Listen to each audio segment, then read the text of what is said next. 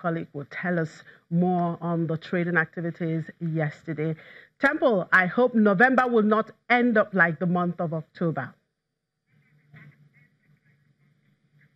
I promise it's going to be a better November to remember, even though we had a slow start to this same month, November. Don't worry. Let's keep fingers crossed. If things go down the drain, then it creates more room for investors to actually come into the market. And if it goes higher, then it tells you we have some profit, some good profit, but not bubble, actually. That's what we're saying. Let's take it up further from here, where you got the sectors being talked about earlier. The banking names were really on the south side of the market yesterday. The Diamond Bank was one of the worst hit yesterday by some 7.09%, and it ended up impacting the sector by some losses of 61 basis points. You have Fidelity Bank, you have FBN Holdings, which also shed some 3.7% yesterday. Wema Bank lost some 1.69%. Remember that the CBN recently released its first half 2018 economic report, and we have some details coming out of that report, where you got 3 banks failing to meet the 30% minimum liquidity ratio requirements, and it then says that we have the industrial capital adequacy ratio now at 12.08%. That is a positive side of that report,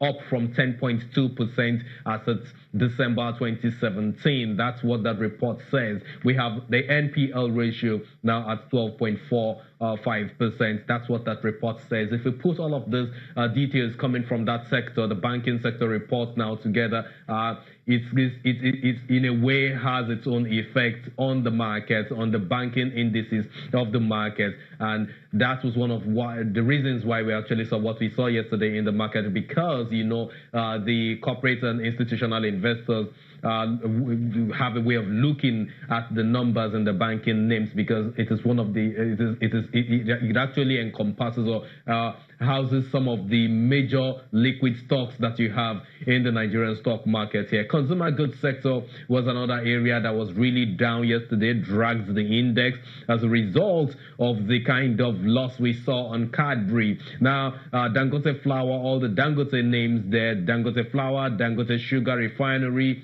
were also down yesterday and ended up dragging that subsector down by some 1.13%. If you look at the industrial goods side of things, too, Dangote Cement also fell some 2.87%. CCN and didn't make things better. It was also down. The insurance sector was also down by some 7%, 0.07%, beg your pardon, while the oil and gas saw some 79 basis points decline. Etana PLC, which shed some 9.9%, was one of the major drags there. Kevatin also dropped. Oando also dropped by some 4.72%. Why did we see this kind of bloodletting in the markets yesterday? It was as a result of some huge profits taken by offshore investors who still have their interest left in the market. Election is getting closer and closer by the day, by the minute in the Nigerian market here, and that has a way of creating a bit of an apathy for investors, whether institutional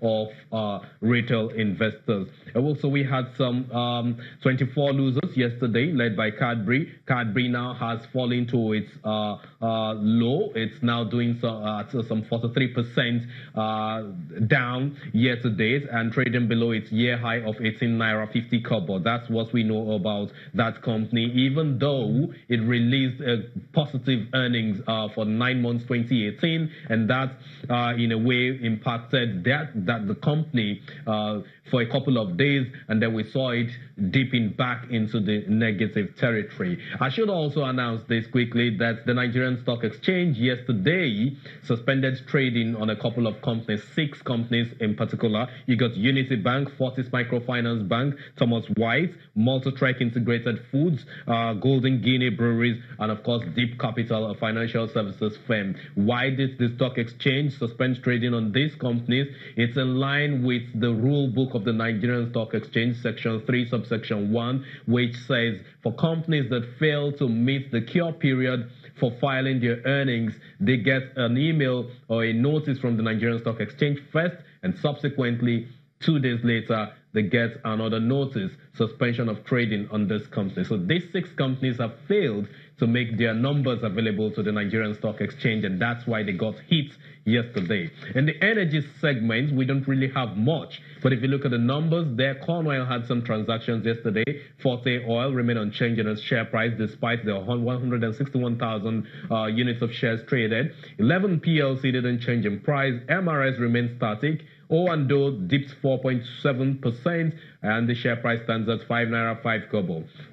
You got Eternal Oil PLC also down by almost 10%, while Japol was the only name that rose yesterday. If you look at the unlisted securities market, there was no change. It was all flat yesterday. Volume of transaction dipped by almost 100%. The value of all the transaction there at 60.1 million naira yesterday also fell by almost 100%. And in the fixed income market, you got bonds really bearish yesterday. Average yields settled at just 6 basis points after expanding to some 15.28%. And you got sell-off across all ends of the curve, short, the mid, and the long, where you have February 2020, the 13th February 2020 precisely, and all others expanding in their yields as a result of the sell-off that investors gave to some of those securities there at the FMDQ OTC yesterday, which represents the secondary market of the Nigerian capital market at large. In terms of treasury bills, trading was fairly bullish.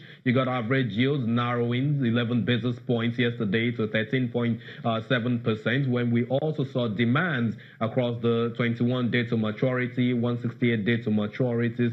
But basically, the short and the mid side of the curve saw some contractions. But at the other end of the curve, which is the longer side of things, it expanded. Yields expanded by 18 basis points, driven by the sell-offs that we saw on the 350-day to maturity papers on that side of the curve. The 350-day to maturity is actually expanded by some 81 basis points as a result of the low demand that we've seen in that regard. But let me quickly tell you that the CBN OMO auction numbers were released yesterday.